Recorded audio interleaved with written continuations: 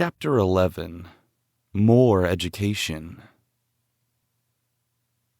With $25 in his hand, Henry felt like a millionaire as he edged through the crowd to the gate. "That's the boy," he heard many a person say when he was forced to hold his silver cup in view out of harm's way. When Dr. McAllister drove into his yard, he found a boy washing the concrete drives as calmly as if nothing had happened. He chuckled quietly, for he had stopped at the fair grounds for a few minutes himself and held a little conversation with the scorekeeper. When Henry faithfully repeated the list of winners, however, he said nothing about it. "What are you going to do with the prize?" queried Dr. McAllister. "Put it in a savings bank, I guess," replied Henry. "Have you an account?" asked his friend. "No, but Jess says it's high time we started one." "Good for Jess," said the doctor absently. "I remember an old uncle of mine who put $200 in the savings bank and forgot all about it.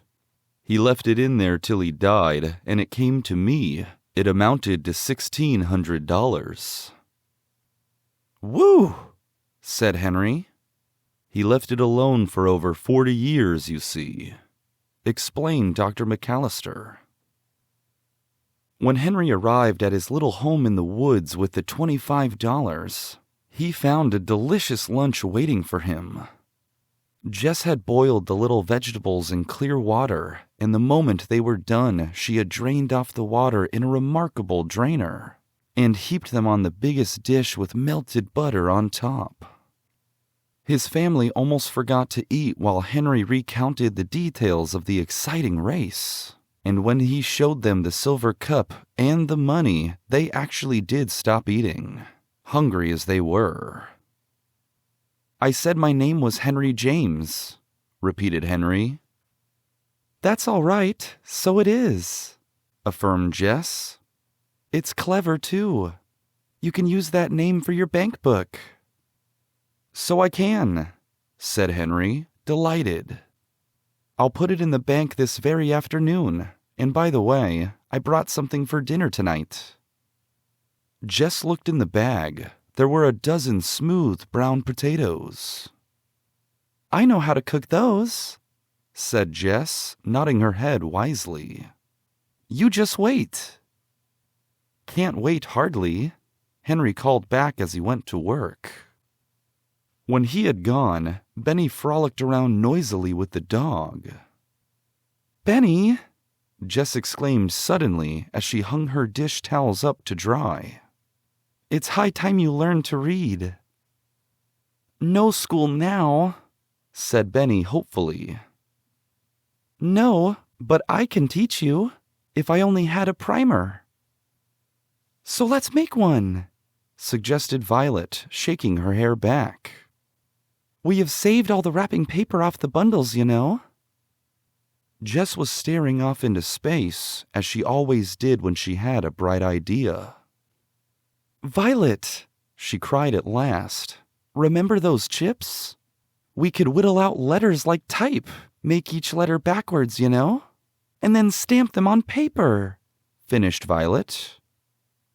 "There would only be 26 in all. It wouldn't be awfully hard," said Jess. "We wouldn't bother with capitals." "What could we use for ink?" Violet wondered, wrinkling her forehead.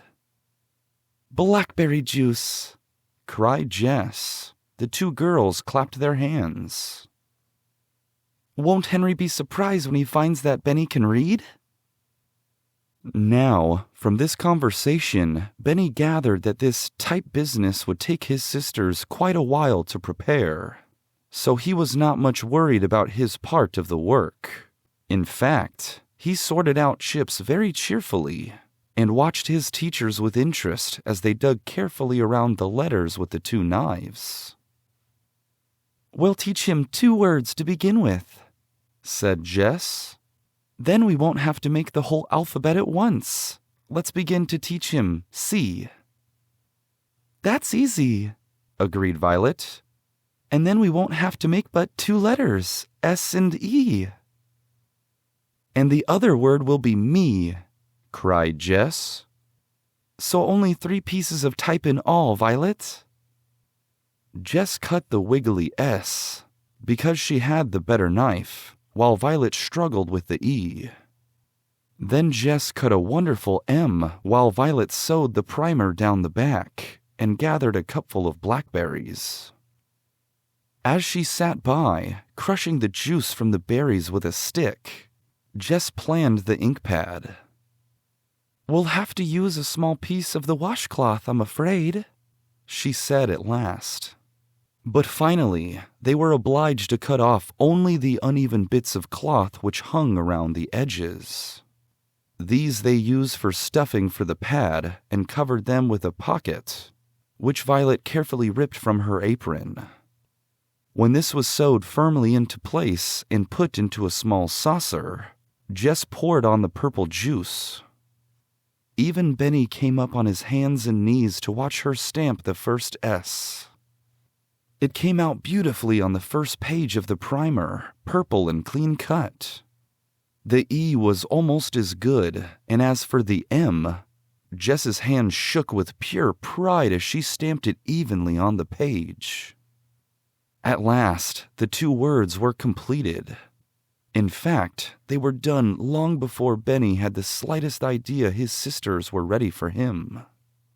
He came willingly enough for his first lesson, but he could not tell the 2 words apart. Don't you see, Benny? Jess explained patiently. This one with the wiggly S says C. But Benny did not see. I'll tell you, Jess, said Violet at last. Let's print each word again on a separate card. That's the way they do it at school. And then let him point to C. The girls did this, using squares of stiff brown paper. Then they called Benny. Very carefully, Jess explained again which word said C, hissing like a huge snake to show him how the S sounded. Then she mixed the cards and said encouragingly, Now, Benny, point to C. Benny did not move. He sat with his finger on his lip. But the children were nearly petrified with astonishment to see Watch cock his head on one side and gravely put his paw on the center of the word. Now this was only an accident. Watch did not really know one of the words from the other, but Benny thought he did. And was he going to let a dog get ahead of him? Not Benny. In less time than it takes to tell it, Benny had learned both words perfectly. Good old Watch, said Jess. It isn't really hard at all, said Benny. Is it, Watch? During all this excitement, Jess had forgotten her dinner. When you are living outdoors all the time, you do not forget things like that. In fact, both girls had learned to tell time very accurately by the sun. Jess started up a beautiful little fire of cones. As they turned into red-hot ashes and began to topple over one by one into the glowing pile, Jess laughed delightedly. She had already scrubbed the smooth potatoes and dried them carefully. She now poked them one by one into the glowing ashes with a stick from a birch tree. Whenever a potato lit up dangerously, she gave it a poke into a new position, and when Henry found her, she was just rolling the charred balls onto the flat stones. "Burned them up?" queried Henry. "Burned nothing," cried Jess energetically. "You just wait." "Can't wait hardly," replied Henry, smiling. "You said that a long time ago," said Benny. "Well, isn't it true?" demanded Henry, rolling his brother over on the pine needles.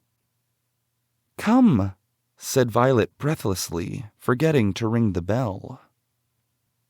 "Hold them with leaves," directed Jess, "because they're terribly hot." Knock them on the side and scoop them with a spoon and put butter on top." The children did as the little cook requested, sprinkled on a little salt from the salt shaker, and took a taste. "Ah," said Henry. "It's good," said Benny blissfully. It was about the most successful meal of all. In fact, when the children in later years recalled their different feasts, they always came back to the baked potatoes roasted in the ashes of the pine cones. Henry said it was because they were poked with a black birch stick. Benny said it was because Jess nearly burned them up. Jess herself said maybe it was the remarkable salt shaker, which had to stand on its head always, because there was no floor to it. After supper, the children still were not too sleepy to show Henry the new primer and allow Benny to display his first reading lesson. Henry, greatly taken with the idea, sat up until it was almost dark, chipping out the remaining letters of the alphabet. If you should ever care to see this interesting primer, which was finally 10 pages in length, you might examine his faithful copy on its first page, which required 4 days for its completion. Henry always insisted that the rat's tail was too long, but Jess said his knife must have slipped when he was making the A, so they were even after all.